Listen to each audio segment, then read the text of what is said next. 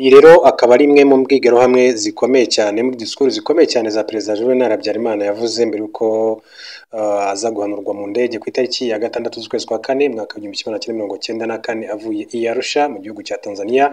Mu masezerano yari agamije gushyikirana na FPR Inkotanyi, ishyaka riri ku butegetsi uyu munsi wa none. Icyo gihe yifuzaga ko habaho kunga ubumwe hanyuma kugira ngo n'abanyarwanda baheze ishyanga nabo babashe kugaruka mu gihugu.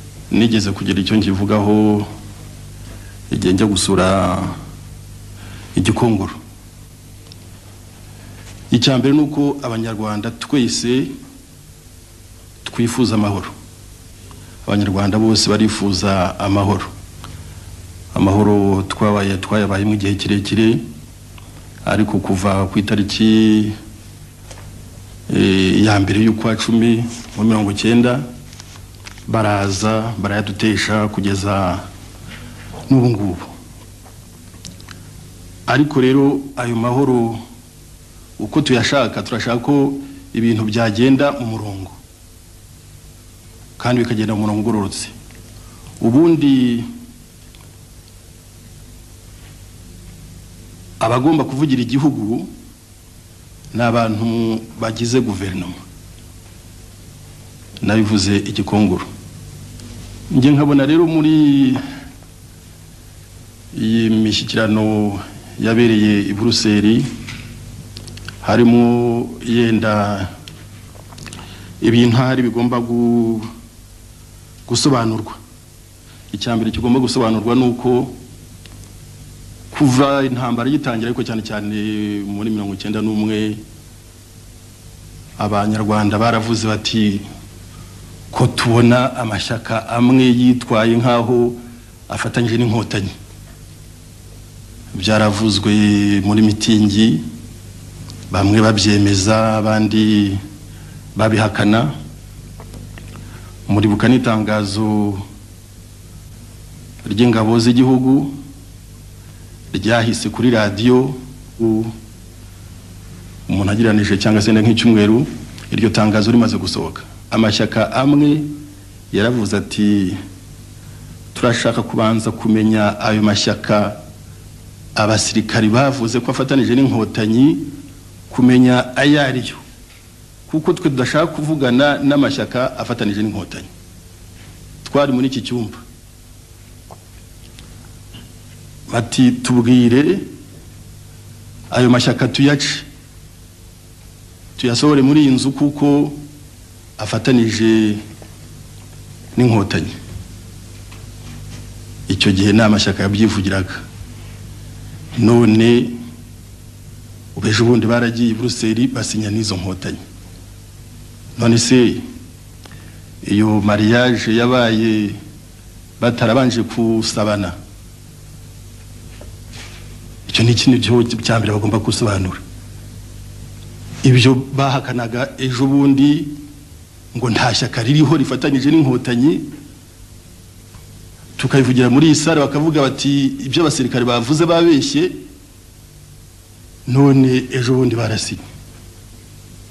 Nge mbona rero nabwo hantu hadafututse neza. Ikindi cya kabiri kidafututse nuko kujya gusinya n'inkotanyi ngo urashaka amahoro, kandi izo nkotanyi arizo zibuza amahoro, nabyo ntibyumvikana neza.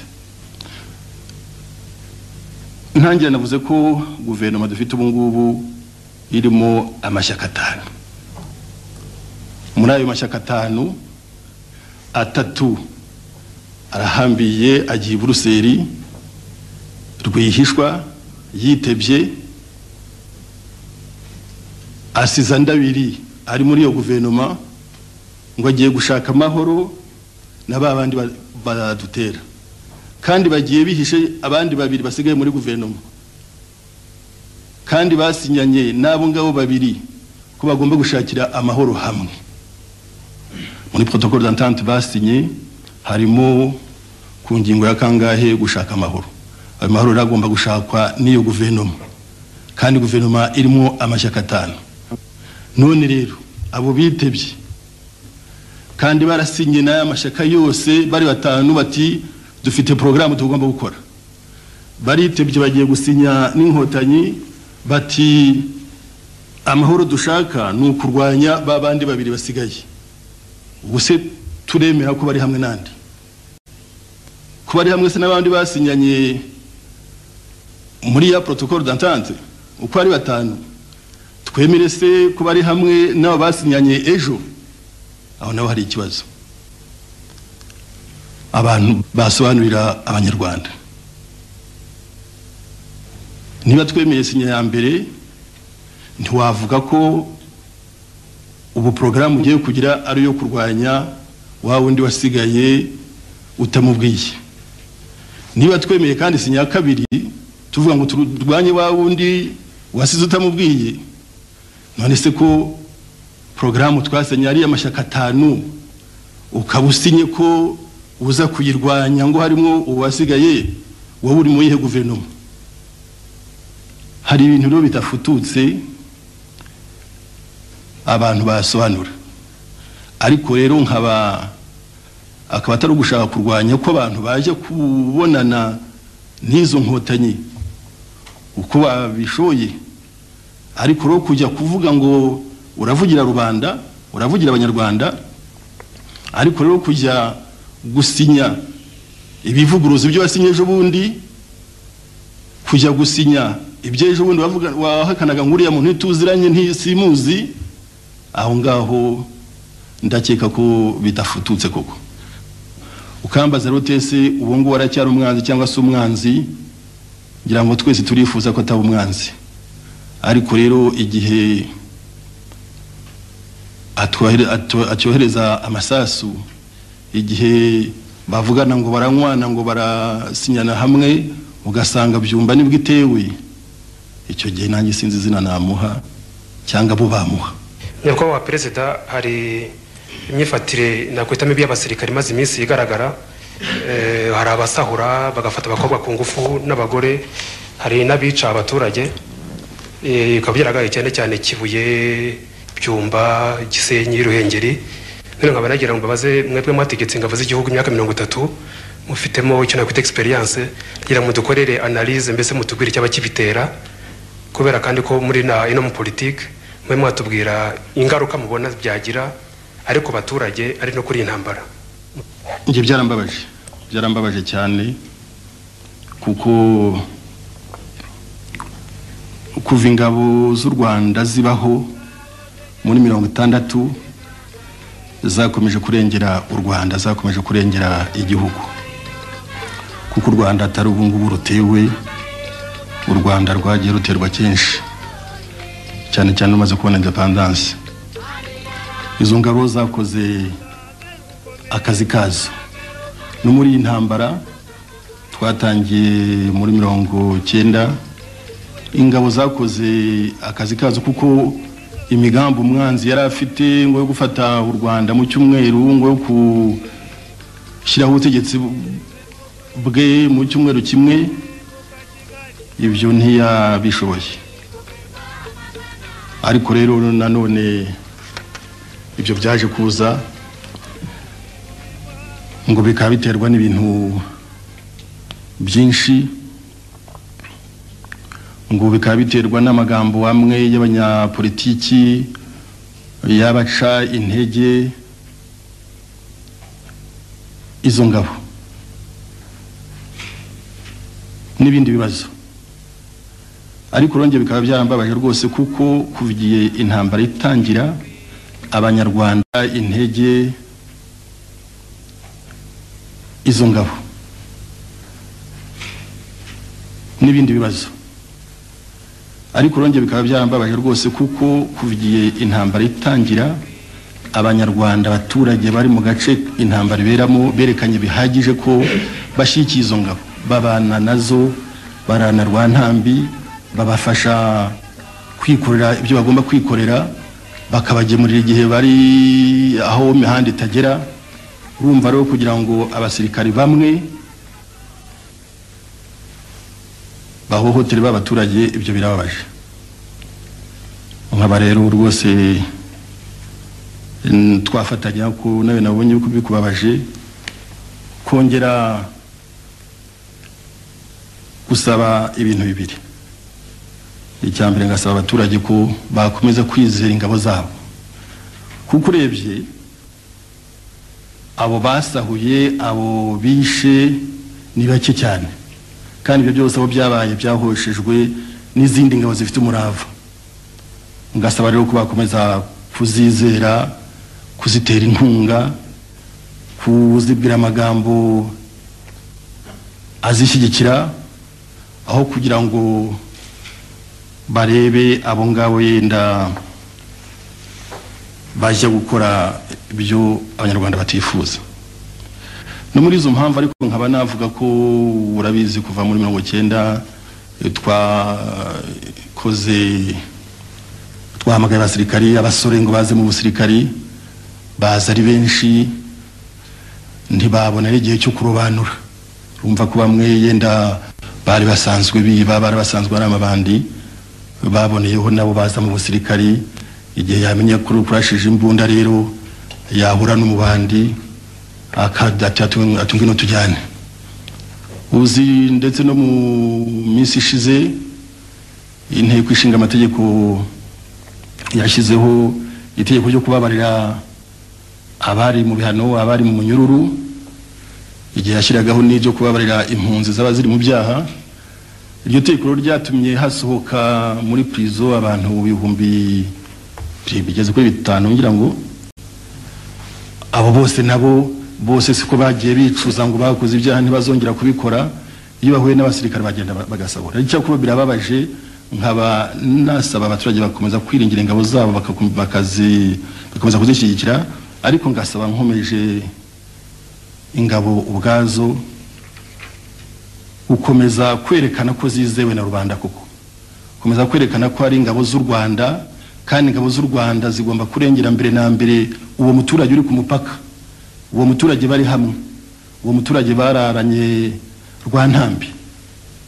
Nicyo nakwifuza, nicyo na mbwira ingabo. Muri izo mpamvu rero bavuze byinshi ngo zaba zibitera, bavuga yenda ko za unit ubwazo zaba zitameze neza ugeranije n'abasirikare uko bangana ubu ngubu muri iki gihe. Bakavuga yenda ko ubutegetsi bw'ingabo bwari buriho igihe twari dufite abasirikare bake, tugomba kubuvugurura. Ibyo nabyo turabitekereza, nabivuganye na minisitiri w'intebe nka kabiri, n'ejo mu gitondo twarabivuganye. Nzi kandi ko mu nama ya leta bafashe ibyemezo byo kuvugurura inzego z'ubutegetsi bw'ingabo, kugira ngo dushyiremo amaraso mashyashya, kugira ngo dushyiremo umurego mushya, ingabo zumve koko ko igihe kigeze cyo kwikubita agashyi, zikamenya ko zihagarariye u Rwanda. Icyo nifuza rero nuko iyo mivugururo itahagararira ku butegetsi gusa, nkuko nayivugiye ibyumba. Ndifuza ko no muri za segiteri y'ingabo zihagaze mu ngando yazo bashyiraho za unité zihwanye n'abasirikari bari mu kubangana. Buri mutegetsi waho akamenya abasirikari be, akamenya ko bangana, akamenya ko abayobora, akamenya abadakora neza, akamenya abakora neza, ntibikomeze kuvangavanga.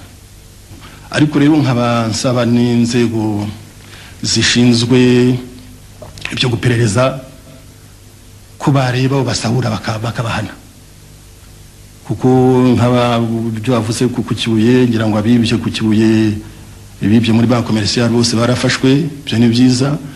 Abagiye gusabura ku Gisenyi bamwe barafashwe, n'ibintu ndetse bimwe biragaruka. Ariko rero ibyo nk'ini Kigali byasahuwe, urebye nk'ibyumbi byasahuwe muri iyi minsi, wibaza niba nta bapeje baba muri utwo turere, niba bibaza niba nta za parike ziba muri utwo turere. umuntu yarambwiye ati rwose biratangaje kubona umuntu yinjira mu iduka akajya gusahura akagenda yikoreye nk'uvuye gusarura mu murima we, ntagire umuntu mureba ijisho, ntagire umuntu umuhagarika, ntagire umuntu umubaza ati ngwino tujyane muri pariki, ntagire opejuza, ntagire umujandaruza. Ibyo koko ndasaba ko ababishizwe ba opeji, gendarmerie, za parike zabuza ibyo bintu byo gusahura, bagahana abasahuye abari bo bose, baba abasirikari baba abasivili. Abafaransa bakunze kwivugira ngo l'argent c'est le nerf de la guerre. None ejo bundi ministre w'imari arutse kwivugira ngo mu isanduku ya leta nta mafaranga arimo. Murabona igihugu cyacu kizarwana gite n'inkotanyi kandi nta mafaranga dufite? Murakoze. Ubona kitarwana se? Amafaranga azatuma tumaze imyaka 2 turwana, ubwo sibwo tugiye guhagarika intambara. Akandi kabazo ka kabiri na kantu ko gusobanura ko ejo bundi muri kongere ya MRND mwaravuze ngo muri ikinani cyananiye abagome n'abagambanyi. Eske abagome umuntu ashobora kumenya abo mwashaka kuvuga ni bande, abagambanyi mwashaka kuvuga ni bande? Nabisobanuriye abo twabonanye nyuma,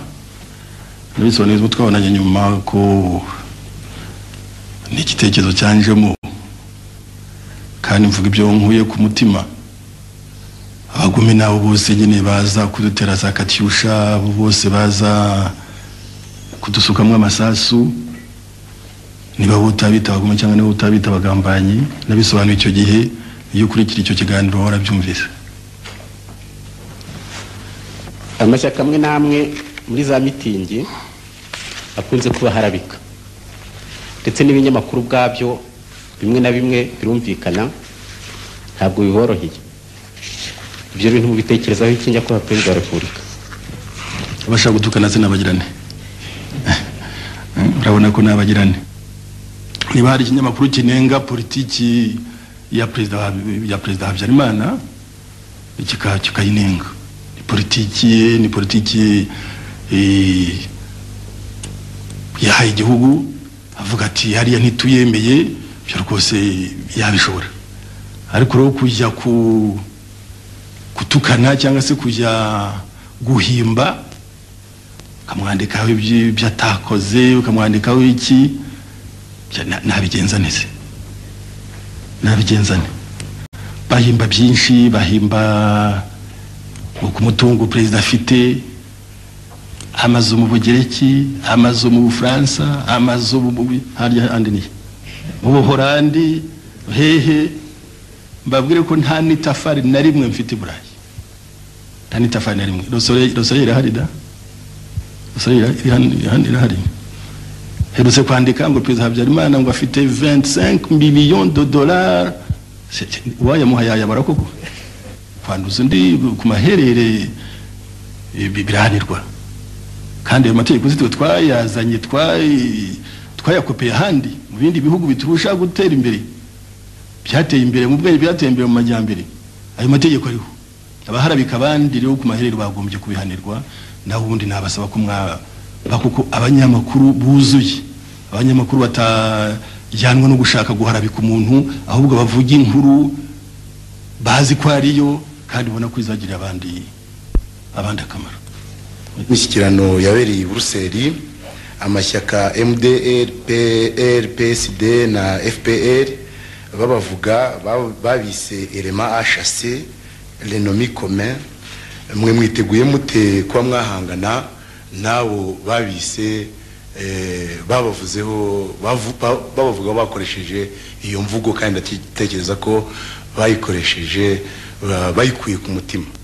Uti abantu bagiye hamwe bavuga ko ari we mwanzi wabo, tunone wababwira iki? Kugisubiza ntibyoroshye, ariko nagize icyo mvuga kuri iyo mishyikirano yabereye i Buruseli. Nibyo twayivuze tutangira iki kiganiro, ntabwo ari byo navuze mbisubiramo. Umuntu yenda agishubije yarambura byinshi, kuko abo bitwaza byinshi ngo Habyarimana ntashyigikiye demokarasi, Habyarimana niwe wazanye intambara, Habyarimana nibi namwe musesenguye ibyo bavuga byose mwabisubiza. Habyarimana yazanye intambara se inyenzi n'ubwa mbere zitera u Rwanda. Inyenzi zateye u Rwanda rukibona independence muri 1962 mu kwezi kwa 7 zarateye mu Birunga. Ndibuka nari Suriyotona bampa abasirikari bari bamaze kurasa nka gatatu gusa turajyana tujya mu Birunga muri 1962. Zarateye muri 1963 mu Bugesera hapfa Premier Sergeant Bonankira. Zarateye muri Zanshiri, zarateye mu Bugarama hapfirayo ba Feresi. Igihe sinyenzi zitateye u Rwanda ni igihe ki, uretse ko ibitero byagendaga bisimburana mu myaka nibwo byazaga bikomeye kuko nyine babaga bafite igihe cyo kwitegura.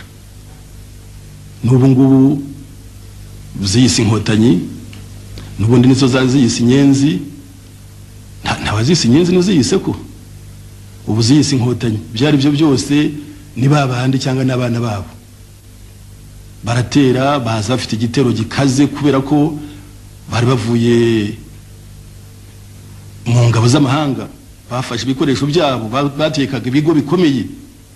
N'ubu kandi amasasu bacana bajya kureba muri ibyo bigo.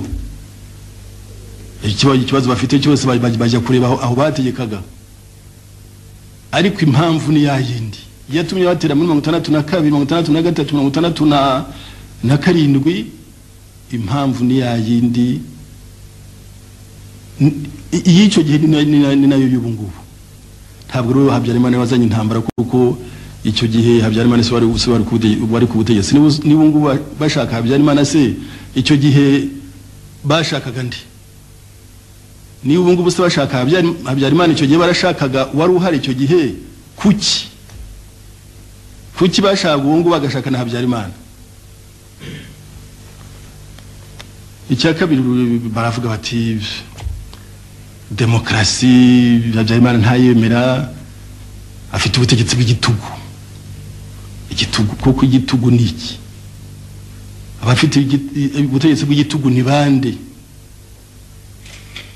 Kuva muri 70 cyane 5 nubwo twagize ishyaka rimwe, ariko urebye wasanga iryo shyaka inama abantu bisanzura.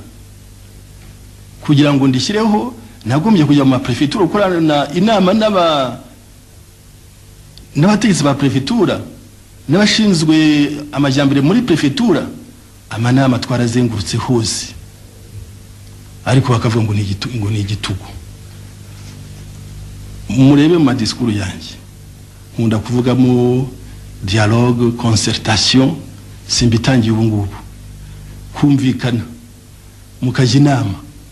Ibyo byose narabyerekanye kuva icyo gihe muri 75 nshyiraho iryo shyaka rimwe. Amanama nakoresheje nashaka ko umuntu avuga kisanzura. Muribuka kuva muri 87, 88 nakoreje amanama hariya kuri stade y'Inyamirambo, nkoresha amanama n'abakozi b'inzego zose, nkoresha amanama n'abacuruzi b'inzego zose, kuva ku mucuruzi utuma ibintu mu mahanga kugeza ku mucuruzi wo mu isoko kugurisha inyanya. Abanyamabanki bose aburugumestre muri 88 nibwo icyo gihe navuze nti turebe uko twavugurura politiki yacu. Ubu se uwari wabintegetse se ninde? Abo bose ko najya kwirwana nabo bakampa ibitekerezo byabo, bakampa ibyifuzo byabo. Igitugu se kiri hehe? Demokrasi itari yose ni yiyo. Mumaze imyaka 19 muyobora u Rwanda. Mu bihugu byinshi bigendera kuri demokrasi isesuye, perezida ntakunze kurenza manda 2 z'imyaka 4, 5 cyangwa 7. None mwebwe mwiyemeje kongera kwiyamamaza. Murasanga imyaka 19 idahagije? Aka kabiri, nako nababazaga kuko mu Rwanda ubu ngubu mumaze kuba inararibonye muri politiki, ikibazo cy'abahutu n'abatutsi cyakomeje kuremerera iki gihugu cyacu. Ubu ngubu nyuma y'imyaka 19 muyobora iki gihugu, icyo kibazo murabona giteye gite? Murabona kizarangira gite? Ikibazo cyo cya mbere ngira ngo ntabwo ari nge wabibaza, wabaza abanyarwanda ubwabo. Navuze kuko bansabye ko nakongera kwiyamamaza, numva ngifite imbaraga, mfite imyaka 55 zo kwiyamamaza. Kumbwira rero ngo ese bizagenda bite, ibyo n'abaturage bazasubiza icyo kibazo cyabo. Nta kindi nabona nakongera, ahubwo abaturage nibo bazasubiza mu matora. Urambwira uti ikibazo cy'abahutu n'abatutsi kibona ute?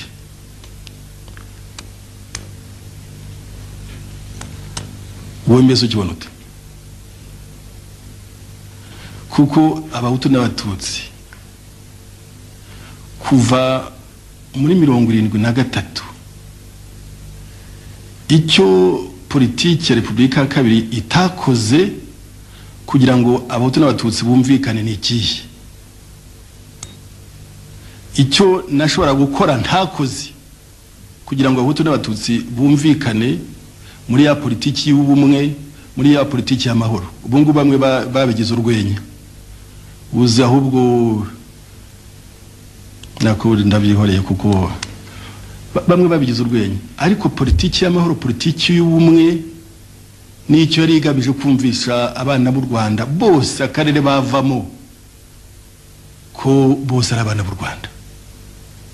Nigeze gukoresha inama banza ari muri Gitarama, umunyamakuru nibakiri umunyamakuru ngo simbizi, arareba aho twari twicaye guverinoma yose, arambwira ati ngiye icyo nashaka kukubwira, ati nta kibazo mfite, ati icyo nashaka kukubwira nuko iyo mbonye uko mwicaye ko nguko numva nishimye.